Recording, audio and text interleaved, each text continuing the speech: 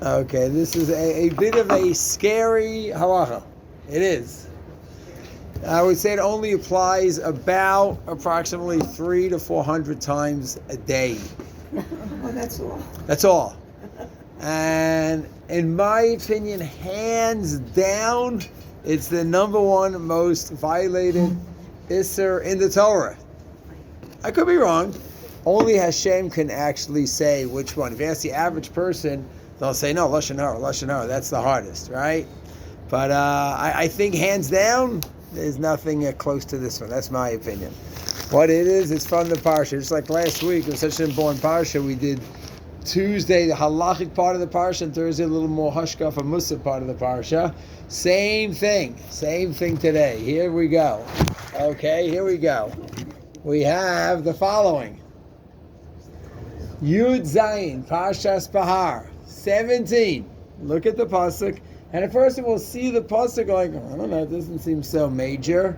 They don't know what it means often. Lo tonu ish et amito. Lo tonu, tav vav nun vav, ish et amito. To his or her fellow Jew, you cannot tonu. What does lo tonu mean? What does it mean? When it says lo telech rachil ba'amecha, we all know the famous Chafetz Chaim, Lashon Hara. What is lo tonu ish et achiv? Something about how you talk to him. You got it. Ona'at. Anyone know what it's called? Ona'at. It is so not known that most people won't even know what it's called. Ona'at divarim. Oppressing a person verbally. Oppressing a person verbally is ona'at divarim. And it is very, very scary to hear the description of this halacha. And I'm convinced, I could be wrong, that there's no issa anywhere close to this one. And it could be violated hundreds of times a day, and I'm not exaggerating. Every single time we have an interaction with another person, which could be hundreds of times a day. If you don't learn these halacha and you're not careful about them, easy possibility for Issur. Okay. We'll read, this is called the Aruch HaShulchan. The Aruch HaShulchan is not a rabbi who just got a little confused one day and wrote the title backwards. Okay. This is Rav Yosef Karo was 500 years ago. Rav Epstein 100 years ago, a little of late 1800s, early 1900s. He was a massive Rav in Europe. And why is it that everyone looks at the biggest posek of the 20th century is the Chafetz Chaim Mishnah Berurah, and not the Aruch HaShulchan, is a very interesting point. He wrote on all four sections Shulchan Aruch. Mishnah Berurah wrote on the Orach Chaim section. So why is the Mishnah Berurah Chafetz Chaim the final word? Even more than is an amazing question, but that's a nice historical halachic discussion. Not for now. He was huge. If I remember correctly, in my Gush days, I think I could be wrong. There was a leaning to Psak Halacha more to Aruch HaShulchan than the Chafetz Chaim. Somehow over the years he just became the man. But either way, he's huge. Aruch HaShulchan. He writes, Veish Chafes. Shem sheish issa ona ben mekov menka. Just like selling, you cannot overcharge and oppress someone. Kach yesh issa min haTorah bonas devarim. So too, verbally oppressing someone. And it says, "V'relotanu ish et achiv v'yismer lekecha." Our parsha quotes the Baba Mitzia Nun Ches. Dasil onas devarim. It's talking about onas devarim. And he says, in Kavanasola Shem Shamayim, to give Musa to someone here. So every time I give Musa, all day long when I'm in school, I give Musa. He feels bad that I gave him Musa. Hopefully not. But usually the people are usually thankful. Oh, thanks for pointing that out, Rabbi Myers. You know what? I was going ahead, I was being nasty to my friend, and you really corrected that mead of mine. Thank you. I love you. Most people, children and adults and spouses and family members are not happy. But once in a while you have people at that level. But even if you're not happy. So still, Musa makes you feel bad often, but it's good.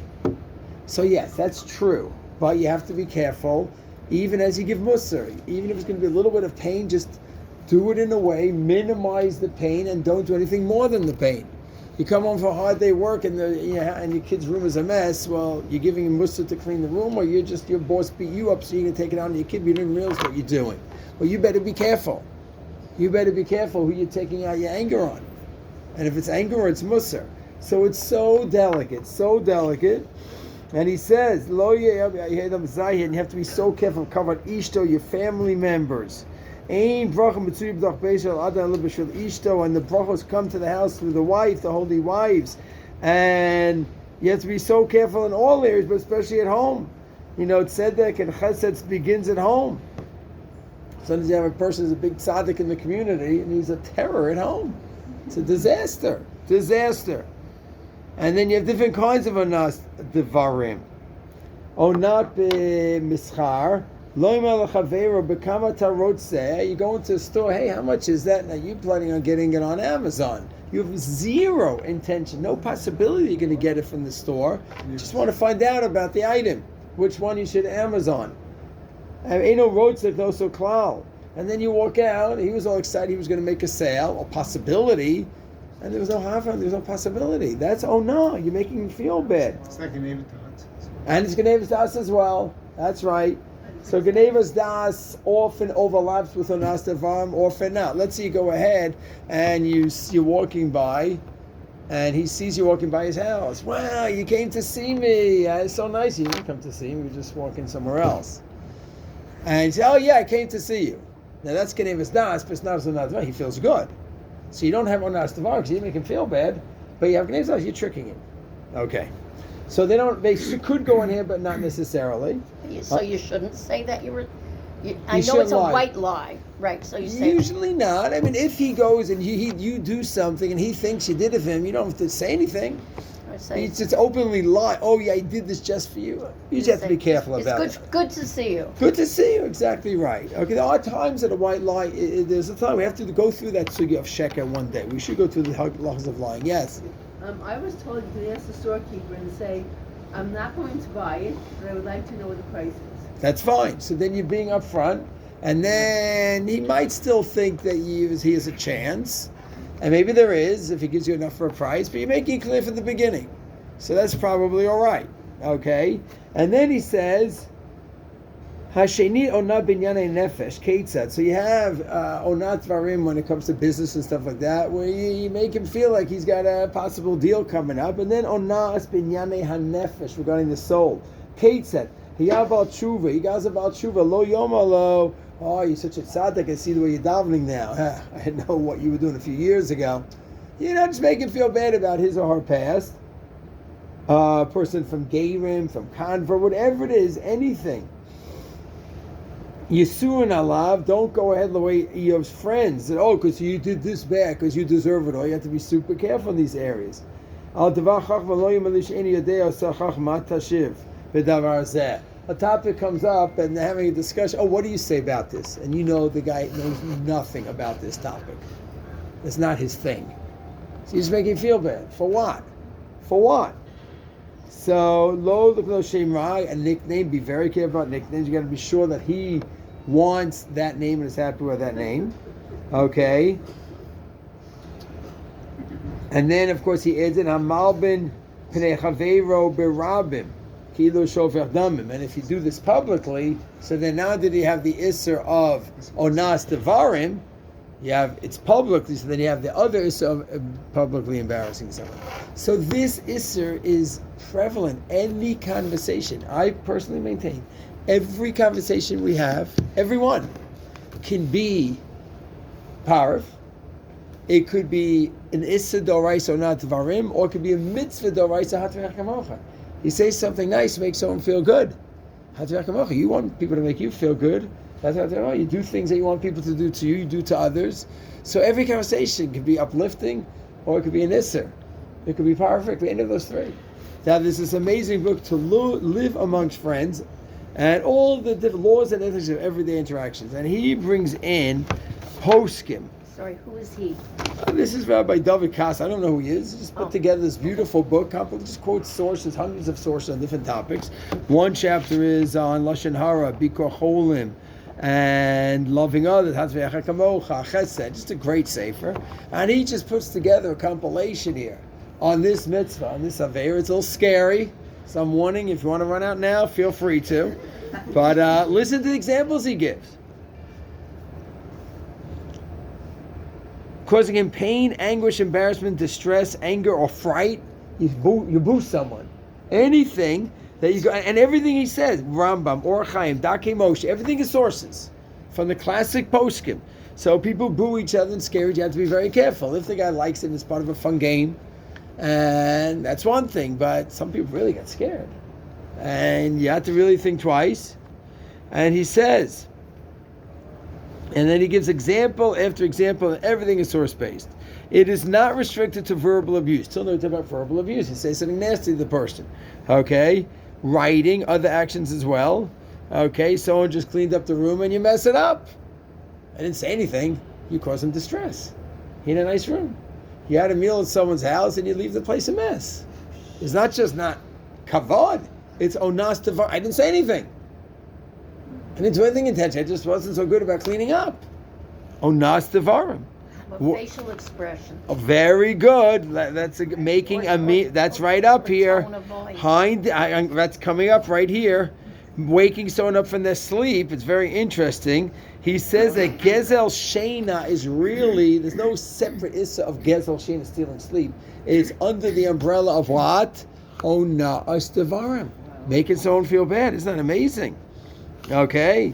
So it's not really Gezel technically, but it would be under the category of Ona Astevarim, which is, we're talking about a Doraisa. Pasuk Yazayin is a Doraisa, 17.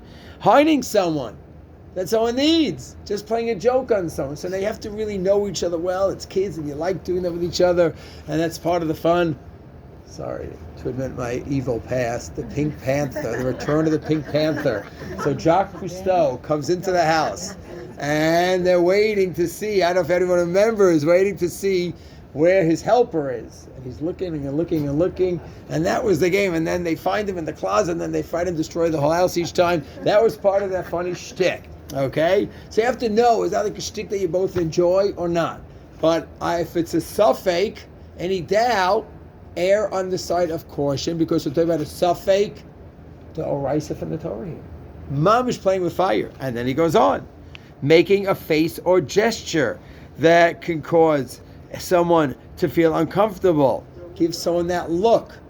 Someone once gave me a name about a person like those piercing eyes. It gives someone a look called a laser look, right, looking through the person, and you make the person feel bad.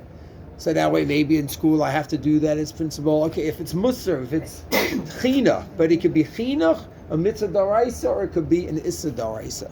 If I scream at a kid unnecessarily, or even if I'm by myself and him, if it's public, then publicly embarrassing him, then you have to wait. Do I have a right to publicly? Yeah, but he publicly did this to a kid, so maybe I publicly. Everything has to be thought through.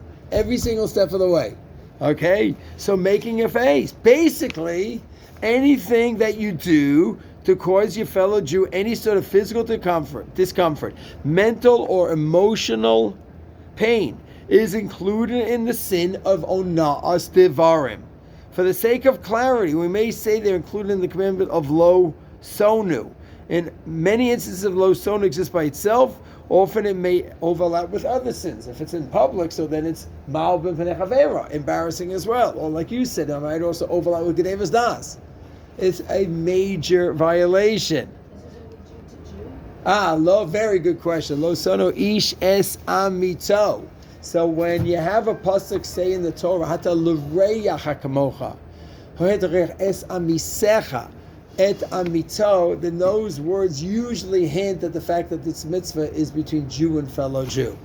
Technically, it might be good midos not to do it to a Gentile either. But the technical Issur, just like the interest, the technical is between Jew and fellow Jew. So it's a good point. So then he says, so now it's any action, any words that you say, but he goes on. Sometimes you're in violation without even saying or doing anything.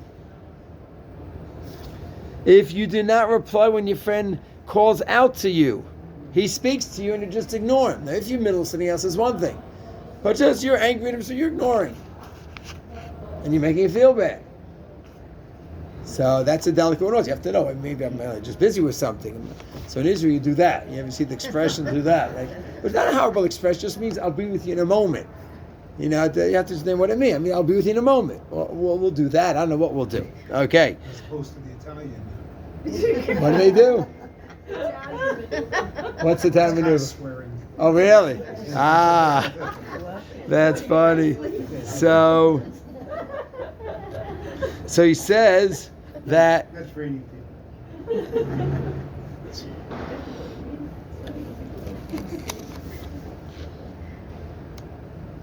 now he has a really delicate one, and this is on the Ibn Ezra. Everything is sourced, based. Failure to protect someone from another person's verbal abuse is also a violation of lo sonu. And this is really hard. You're in a home. There's an aggressive person in the home, and that aggressive person is aggressive to the kids, but also aggressive to you. So that's delicate. A wife watches a husband be really tough on the kids, more than she thinks is appropriate. He's a tough dude. So she's sort of an accomplice. She's in a horrible situation. If it's an abusive kind of situation, you have to defend your kids, but you yourself are in a horribly, abusive situation. It's terrible, but technically speaking, the Ibn Ezra says this crazy commentary, don't afflict. He quotes a pasuk, it's also mentioned in Shmos, Chav Beis, is written in plural. Why lo sonu is in plural? You guys don't afflict, in order to include one who was able to save the other from someone else's aggression and refrains from doing so. Wow. So you didn't even do anything. You didn't give him a dirty look, you didn't say anything. But you just stood by, and this other person was being abused. Wow. Person goes ahead and hears the neighbor's house shrieking, screaming, stuff going on over there. It's not my problem. It's not my issue, and that's not really part of a Jew's vocabulary. It's not my issue. It's really not part of our lexicon.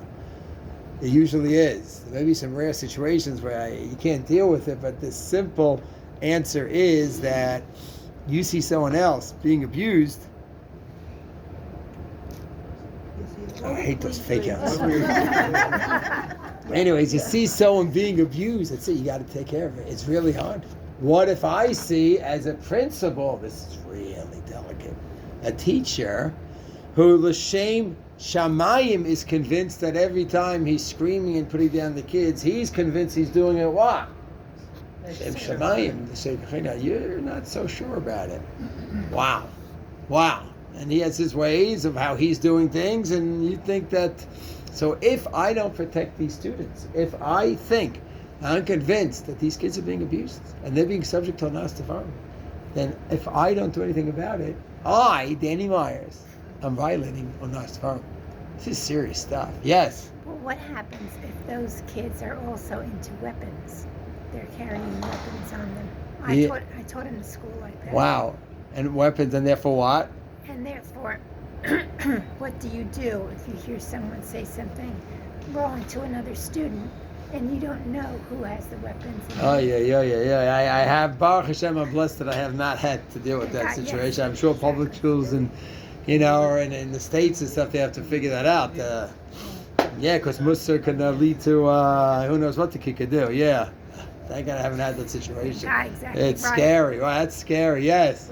I used to teach in a middle school, and we taught the kids that if somebody is bullying somebody and you stand by and you don't do anything to interrupt, you're bullying also. Exactly. And now it's a halachic backing to it called the Ibn Ezra, the one of the most famous commentaries on the Chumash. Ibn Ezra, that's right.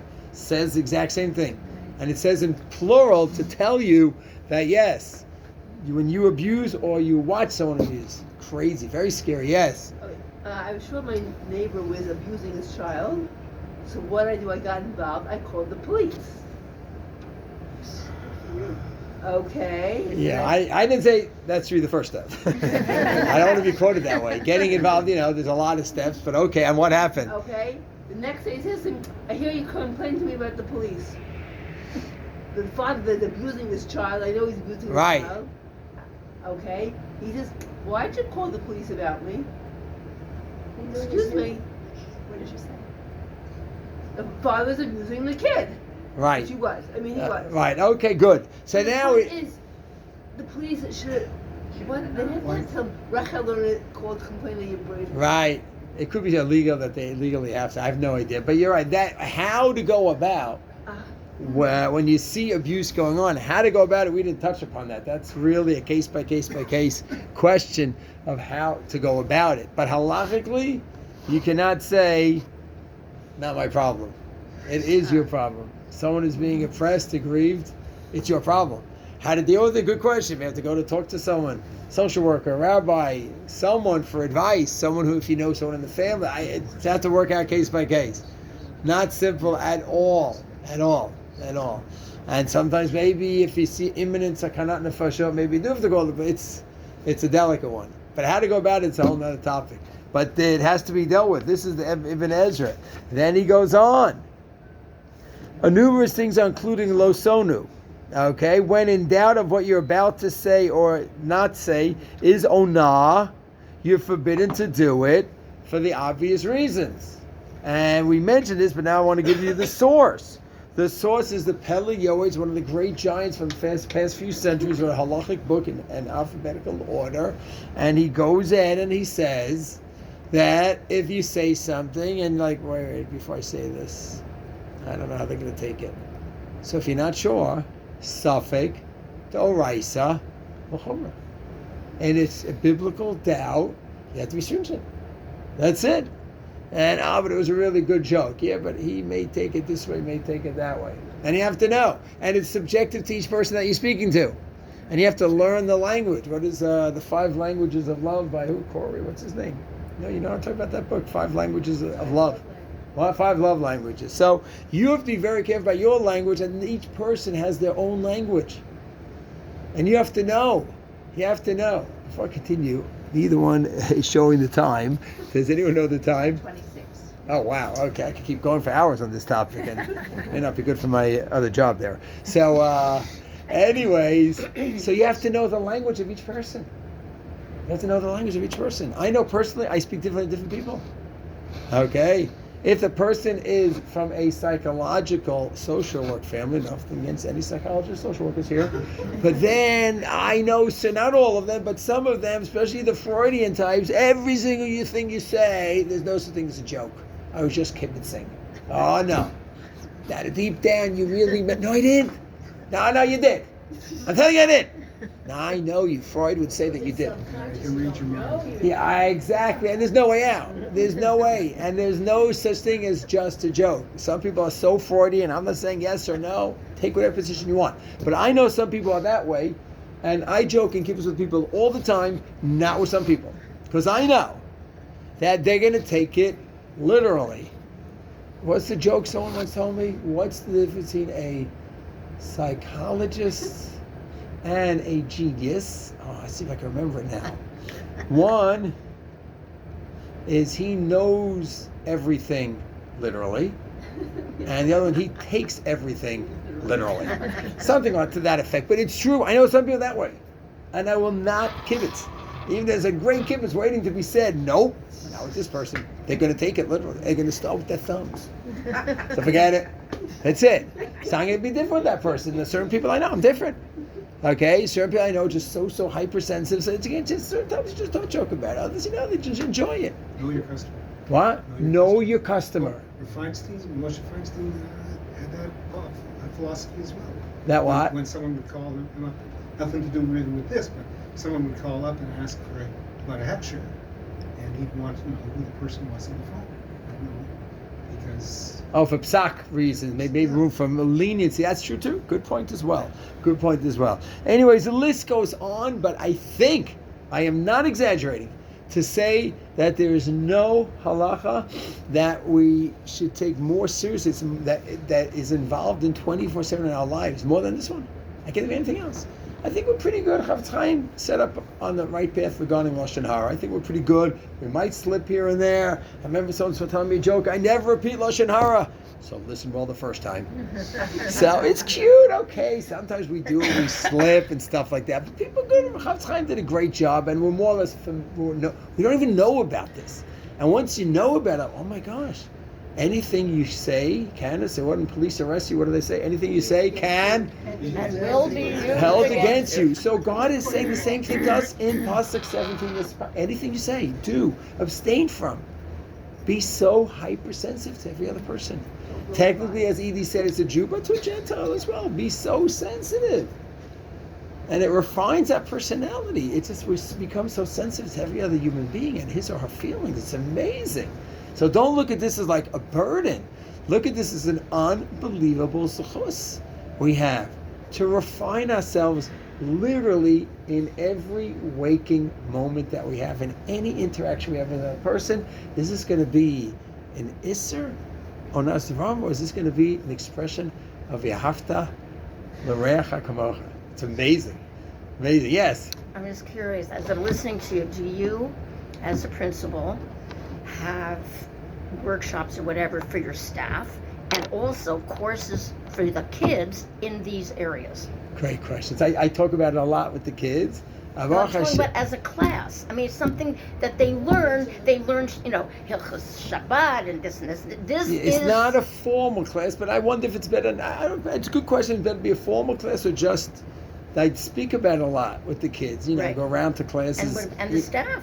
And the staff also. Yeah, we definitely talk about it. It's a big one. It's a big one. You're right. I understand Beit Shemesh, especially the schools in Beit Shemesh. My daughter moved here with her kids, and in the first year, her son had a bit of an issue.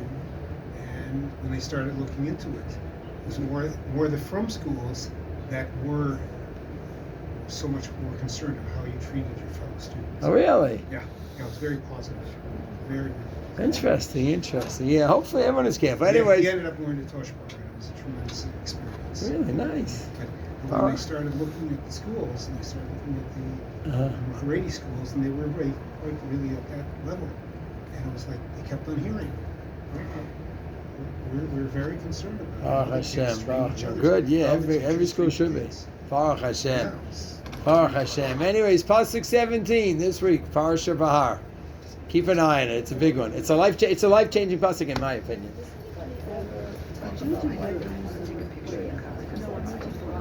Wow. You have to check. I'm sure it's discussed. Maybe I'm sure Hirsch discusses it. Yeah, nice one. The etymology of Arecha. Nice question. Okay, very good. Everyone should be well.